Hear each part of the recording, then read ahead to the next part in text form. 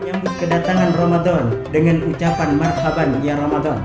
Artinya kedatangan Ramadan itu orang yang memperoleh kesempurnaan puasa adalah orang yang bisa melaksanakan puasa karena dasar tiga tadi. Pertama, karena iman.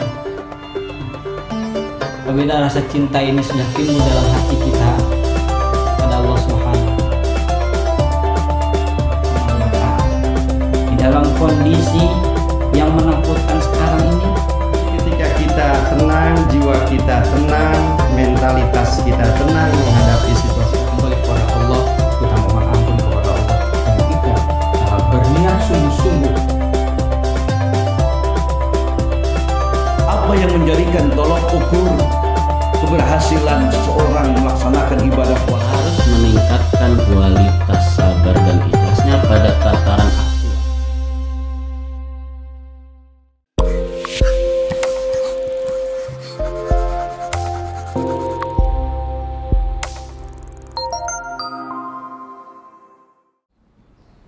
Assalamualaikum warahmatullahi wabarakatuh. Alhamdulillahirrabbilalamin. Wassalatu wassalamu ala asrofil anbiya'i wal mursalin wa ala alihi washabihi ajmain. Amma ba'du. Puji syukur kehadirat Allah Subhanahu wa taala yang telah melimpahkan rahmat, hidayah dan inayahnya sampai kita masih menikmati, yaitu nikmat sehat walafiat. Selawat serta salam tak lupa kita curahkan pada junjungan baginda Nabi besar Nabi Muhammad SAW beserta keluarga, para sahabat, dan mudah-mudahan suatu saat nanti kita mendapatkan syafaat di yaumul qiyamah nanti. Amin ya rabbal alamin.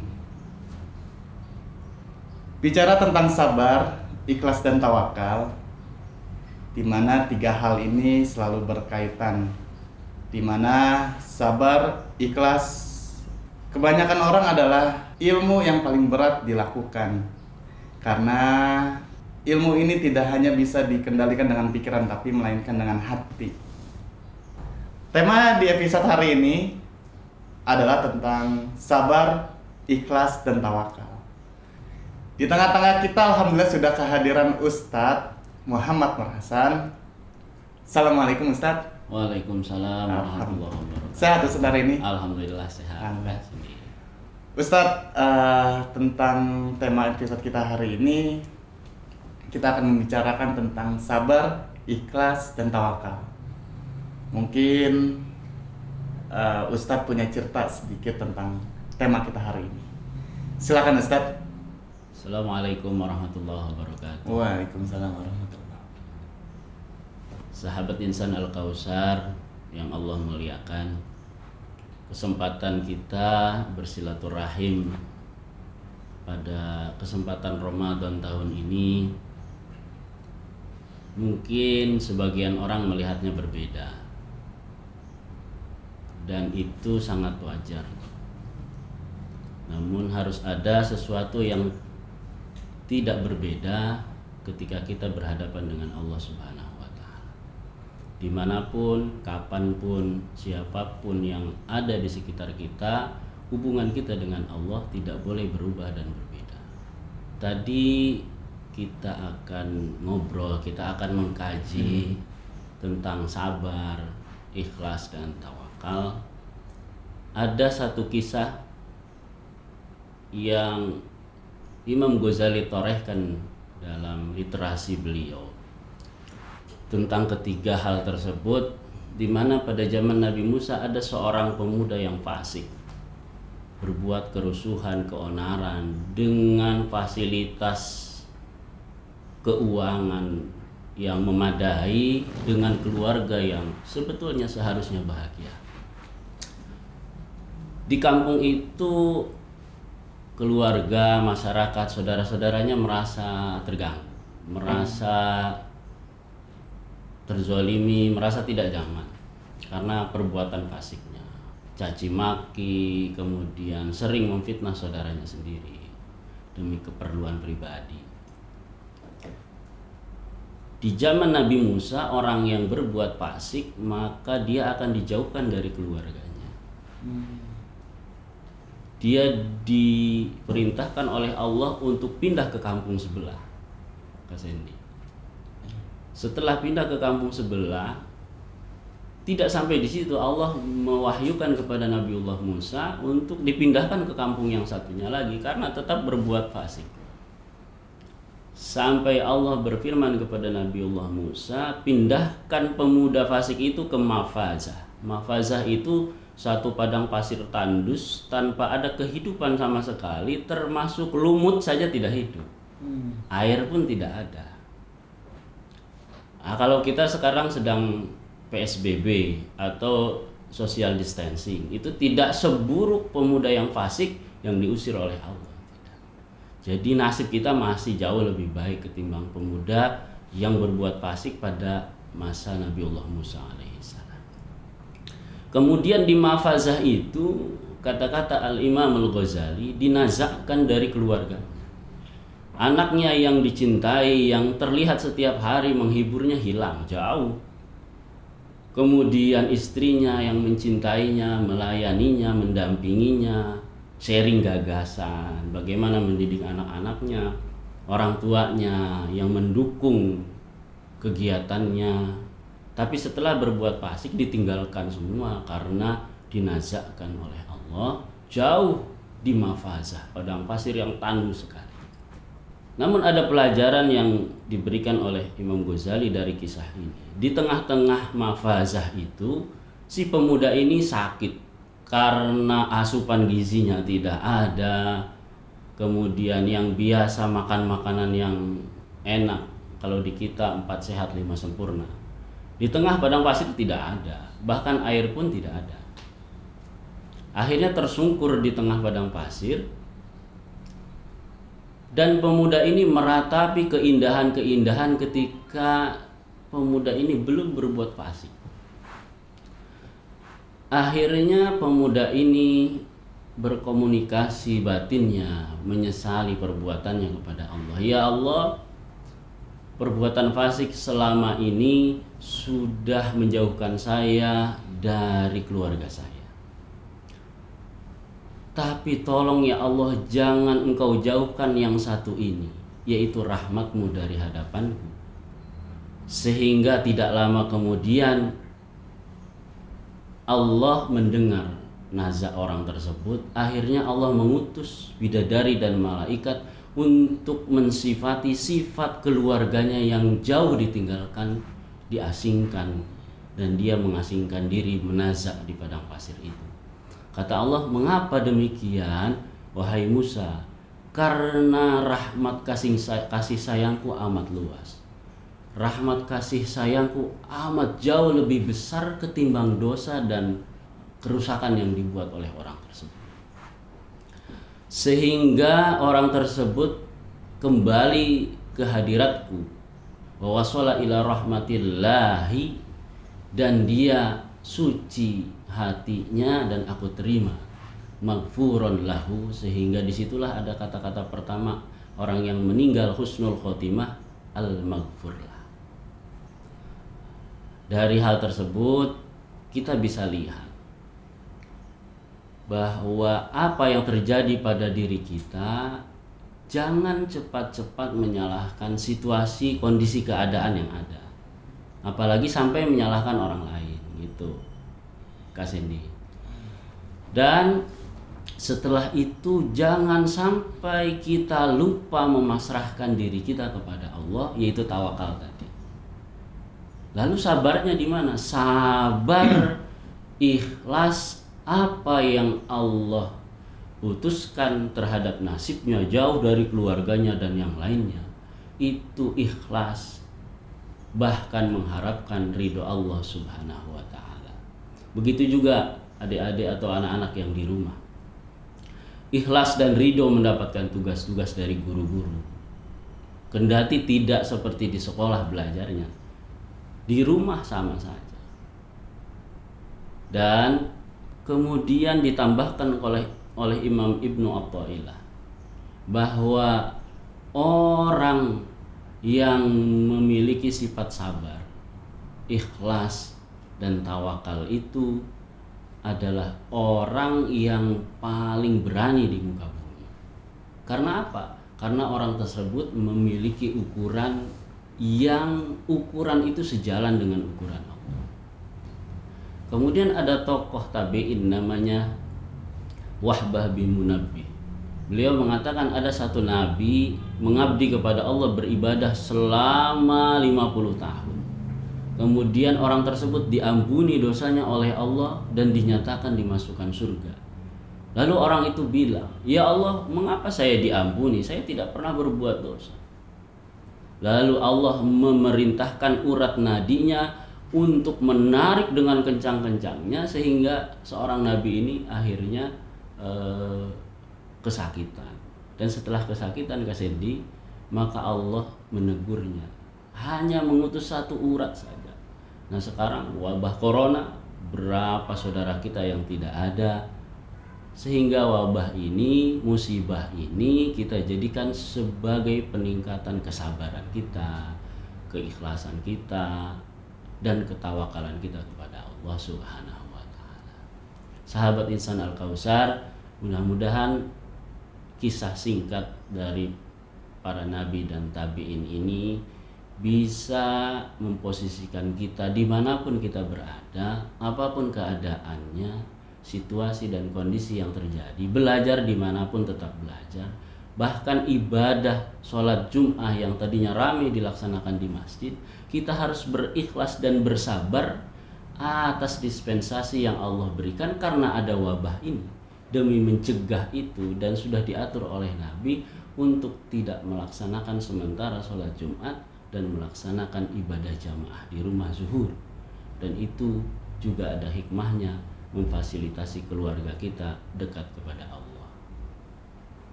Seperti itu mungkin Kak Sendi, kisah yang bisa kita ambil hikmahnya tentang bagaimana kita bersabar, ikhlas dan bertawakal.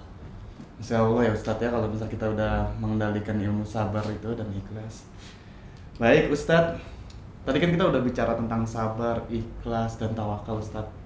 Nah di sini saya dapat pertanyaan nih Ustadz dari WhatsApp. Mengapa manusia harus memiliki 3 sifat tersebut? Pertanyaan cuma hanya itu Ustadz. Mungkin pertanyaan 3 hal tersebut itu sabar, ikhlas dan tawakal Ustadz. Mungkin Ustadz punya jawabannya, silakan dijawab Ustadz pertanyaan di teman. Terima kasih Kak Sendi dan sahabat Insan Al-Kausar atas pertanyaannya. Berkenaan dengan sabar, sabar itu sesuatu yang secara bahasa saja menahan sebetulnya. Tapi jauh lebih dari itu, sabar ini mudah dikatakan tapi sulit memang. Perlu latihan-latihan yang harus kita tempuh ketika seseorang pada posisi sabar. Karena sabar itu akan dilihat dalam keadaan seseorang dalam keterhimpitan keadaan. Seperti sekarang corona. Orang akan dilihat kesabarannya. Kita lihat negeri-negeri di luar sana, ada yang sampai berdemo, ada yang sampai pengerahan massa dan yang lainnya, menjara. Nah, ketika sabar, maka tidak hanya pada gerakan fisik yang kita bisa ukur, apalagi dihampiri dengan kata-kata ikhlas. Ikhlas itu kan sesuatu yang memang bersih, tidak tercampur.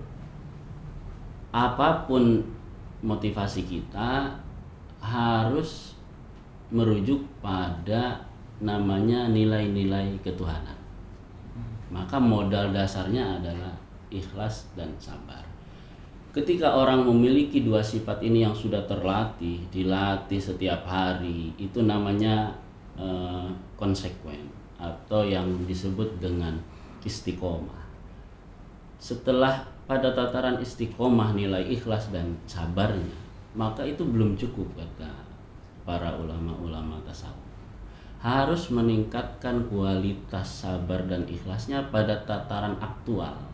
Aktual itu adalah memiliki nilai kemanfaatan bagi dirinya dan orang lain, kesabaran itu. Jadi ketika dia bersabar, maka sabarnya itu memiliki kemanfaatan bukan hanya pada dirinya. Begitu mungkin Kak Sendi. Nah, sabar dan ikhlas ini itu kalau dikaitkan dengan nilai Allah, maka kekekalan Allah itu akan mensifati ikhlas dan sabar ini, sehingga tidak ada istilahnya sabar ada batasnya, karena sudah disandingkan dengan sifat kekekalan Allah. Maka orang yang sabar itu tanpa ada batas. Siapa yang bisa kita tiru? Ya Rasulullah. Rasulullah itu tanpa ada batas. Oleh karena itu stempel dari Allah yang luar biasa kepada Rasul Kasendi itu la'ala khuluqin azim. La'ala itu sifatnya Allah, tan azim itu juga Allah, sifat azim disandingkan, ditempelkan dengan namanya insan Muhammad Rasulullah, sehingga akhlaknya Rasul ketika orang mengupas dari Rasul ada sampai kiamat tidak akan habis-habisnya akhlaknya Rasul, karena ada kata-kata la'ala kemudian taukidnya azim, sifatnya Allah. Oleh karena itu ketika bertawakal ini ada juga kisah dari Imam Ghazali. Bukan maksud Imam Ghazali menyudutkan Nabi tersebut, tapi mengambil iktibar dan hikmah. Nabi Zakaria itu Nabi yang bisa keluar masuk pohon dan bangunan-bangunan dengan sekeinginannya Nabi Zakaria. Suatu ketika orang kafir ini mengejar-ngejar Nabi Zakaria. Masuk dari pohon satu tidak kena, keluar ke pohon yang lain, masuk lagi ke pohon yang lain. Kemudian begitu masuk di pohon yang besar, iblis membisikkan orang kafir ini bahwa itu Zakaria ada di dalam pohon yang besar itu. Ketika orang itu tahu dibisikkan oleh iblis yang menjelma wujudnya, maka digergaji pohon itu. Dan dari kaki sampai ke perut itu Nabi Zakaria mengeluh, aduh, aduh, aduh. Dan itu didengar oleh Allah. Kisah itu Kasendi. Sampai kepada lehernya Nabiullah Zakaria. Begitu sampai leher masih aduh-aduh, Allah berfirman, wahai Zakaria, engkau ingin aku keluarkan dari buku catatan Rasul-Rasulku kalau masih mengeluh saja. Akhirnya Nabi Zakaria mengunci mulutnya dan ridho atas ketentuan Allah, digergaji oleh orang kafir. Apakah tidak bisa keluar? Bisa. Tapi ini satu teguran orang yang kelasnya di atas toriko. Dan ini juga bisa karena Rasulullah itu bukan hanya didominasi oleh beliau sifat-sifat kebaikan, bisa turun ke umatnya.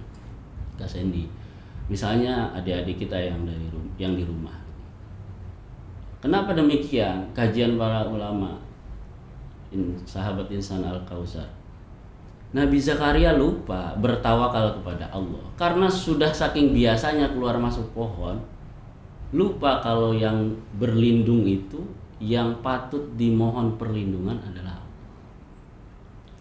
Jadi wafatnya Nabiullah Zakaria ya digergaji di dalam pohon itu, tapi tetap dalam masuk lingkungan catatannya Allah sebagai Nabi dan Rasul.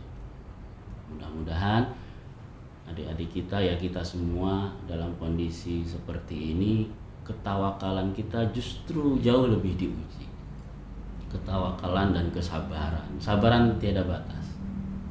Mungkin itu saja ketiga sifat ini yang perlu kita kaji, kita latih.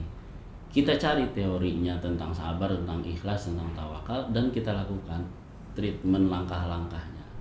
Itu maka di bulan Ramadan ini, bulan latihan ini, kita akan tahu derajat kesabaran kita di mana, gitu Kak Sendi. Iya, Ustaz. Keikhlasan dan ketawakalan kita. Itu saja Kak Sendi dan sahabat insan Al-Kausar. Baik Ustaz, terima kasih. Semoga teman saya yang ngasih pesan ke saya ini merasa puas dengan jawaban saya. Saya sih puas Ustaz dengan jawaban Ustaz. Jadi kita ini di wabah yang seperti ini diuji sebenarnya Ustaz ya. Diuji kesabarannya, keikhlasannya, bertawakalnya untuk di rumah Ustaz, untuk kegiatan yang ada di rumah ya Ustaz ya. Ngapa-ngapain kita di rumah ini, ngapa-ngapain kita di rumah. Baik Ustaz. Ini ada satu lagi nih pertanyaan Ustaz dari siswa dan siswi kita. Mungkin dia membuat video dan tetap dengan tema yang kita ini, sabar, ikhlas tawakal. Mungkin bisa kita lihat videonya. Silakan. Ustaz. Assalamualaikum warahmatullahi wabarakatuh. Perkenalkan, nama saya Najma Kamila Zahrani dari kelas 91 FDC. Saya ingin bertanya, dalam kehidupan kita harus selalu ikhlas, sabar, dan tawakal kepada Allah Subhanahu wa Ta'ala. Tapi ikhlas yang bagaimana sih agar amalan kita diterima oleh Allah Subhanahu wa Ta'ala, dan kapan kita harus menempatkan sifat sabar dan tawakal dalam kehidupan? Sekian pertanyaan dari saya. Wassalamualaikum warahmatullahi wabarakatuh. Nah, gitu Ustaz pertanyaannya. Mungkin Ustaz bisa dijawab pertanyaan kita dari siswi kita nih. Silakan Ustaz. Terima kasih Kak Sandy dan siswi Al-Kausar atas pertanyaannya.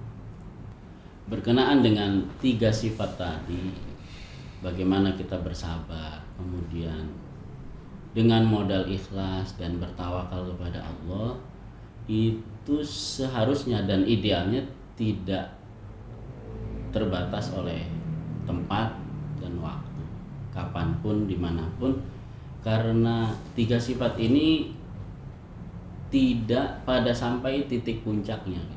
Artinya terus selama kita hidup, kita harus melatih ketiga sifat ini. Ada orang tua yang sifat sabarnya mungkin jauh di bawah anaknya karena dominan hawa nafsunya, bisa jadi. Oleh karena itu para ulama kita termasuk Imam Ghazali, asupan makanan itu ada 2 sebetulnya yang harus dipenuhi. Ada makanan jasmani, asupan gizi jasmani, dan asupan gizi rohani. Sabar, tawakal, ikhlas itu juga berpengaruh dari asupan gizi rohani kita, Kak Sandy. Oleh karena itu ketika sabar ini tidak bisa dibandingkan orang tua lebih sabar, anak tidak sabar. Jadi waktunya pun tidak ada batasan waktu, dan ketika tidak ada batasan waktu, maka peluang kita untuk melatihnya sehingga pada titik yang ideal itu sangat diperlukan dan sangat diperlukan. Contoh, materi-materi dan teori-teori. Ketika itu semua sudah menyatu, sabar, ikhlas, dan tawakal, itu harus menjadi karakter pribadi, dan itu bisa diuji dengan diri sendiri. Bisa saja di depan orang kita pura-pura bersabar, bertawakal. Yaitu tadi ketika Nabiullah Zakaria di dalam pohon, ternyata nilai ketawakalannya yang kurang dalam penilaian Allah. Nah, adik-adik dan anak-anak ketika saat ini tetap belajar di rumah, ketawakalan kita bagaimana? Ya tetap arahan-arahan dari pemerintah setempat dalam penangkalan wabah ini. Masker, kita tetap pakai masker. Bukan berarti kita yakin kepada Allah tidak pakai masker. Kan ada kasusnya, orang yang jilat-jilat tempat toilet akhirnya justru terkena wabah karena yakin tidak akan terkena wabah. Karena yang Nabi ajarkan itu, kalau perlu kalian lari sejauh mungkin, seperti halnya kalian sedang dikejar oleh binatang buas dari wabah tersebut. Jadi orang yang sabar bukan menghalau penyakit di tengah jalan. Jadi orang yang ikhlas bukan orang yang sudah terkena sakit diam saja. Orang yang bertawakal bukan orang yang langsung wusul dengan Allah tanpa ada usaha. Kita contoh yang tadi, walaupun dia orang fasik, tapi ada satu titik pemasrahan diri kepada Allah, maka dia mendapatkan kunci keberhasilan. Nah, kita dalam kondisi seperti ini, dan adik-adik sahabat Insan Al-Kausar, nanti pada posisi wabah ini selesai, kalau kita merujuk kisah yang tadi, insya Allah Allah akan mengembalikan sesuatu yang tanpa kita sadari, bahkan kepuasannya mungkin bisa berlipat ganda. Karena modal kita bukan bersyukur saja, tapi bersabar dengan semaksimal mungkin, berusaha ikhlas kita dalam kondisi seperti ini. Awal-awal mungkin Ada orang yang senang tidak ke sekolah karena di rumah, tapi lama-lama juga dengan keterbatasan fisik dan tempat bosen juga Kasendi. Iya, betul. Tapi kalau ini dilakukan dengan modal ikhlas, sabar, tawakal yang sesungguhnya, insya Allah nanti kita akan mendapatkan yang jauh lebih memuaskan secara duniawi dan ukhrawi kita. Itu mungkin Kasendi dan sahabat Insan Al-Kausar. Baik, terima kasih Ustadz. Jawaban Ustadz nih luar biasa Ustadz. Semoga dari pencerahan yang Ustadz kasih ke sahabat Insan Al-Kausar dapat meningkatkan nilai kesabaran, keikhlasan, dan ketawakalan dari sahabat-sahabat kita. Baik Ustadz, di penghujung episode ini Ustadz, berkenannya Ustadz untuk memimpin doa. Terima kasih Kak Sendi. Marilah sama-sama kita memohon kepada Allah agar supaya kita semua diberikan maghfirah, Amin. rahmat Allah Subhanahu wa taala dan syafaatnya Rasulullah sallallahu alaihi wasallam. Wa'fana ya karim, wa'fana ya rahim. Allahumma shalli ala sayyidina Muhammad wa ala ali sayyidina Muhammad sallallahu alaihi wasallam. Allahumma rabbana anzil alaina ma'idatan minas sama' takunu lana 'idan li awwalina wa akhirina wa ayatan minka warzuqna wa anta khairur raziqin. Rabbana ma khalaqta hadza batilan subhanaka faqina 'adzaban nar. Rabbana atina fid dunya hasanah wa fil akhirati hasanah wa qina 'adzaban nar. Walhamdulillahi rabbil alamin. Demikian sahabat Insan Al-Kausar, mudah-mudahan kita semua di bulan suci Ramadan ini mendapatkan hikmah yang besar, hikmah yang banyak, hikmah yang manfaat, dan kita bisa melatih diri kita, siapa diri kita, ukuran kita ini seperti apa di hadapan Allah Subhanahu wa taala, bukan hanya di hadapan manusia. Hadanallahu wa iyyakum ajmain. Wassalamualaikum warahmatullahi wabarakatuh. Waalaikumsalam warahmatullahi wabarakatuh. Alhamdulillah kita sudah sampai di episode hari ini. Mudah-mudahan ilmu yang sudah diberikan oleh Ustadz bermanfaat buat kita semua. Sahabat Insan Al-Kausar, dukung terus channel kita dengan cara like video ini, subscribe channel MTS Al-Kausar Depok. Wabillahi taufiq wal hidayah. Wassalamualaikum warahmatullahi wabarakatuh. Ustadz.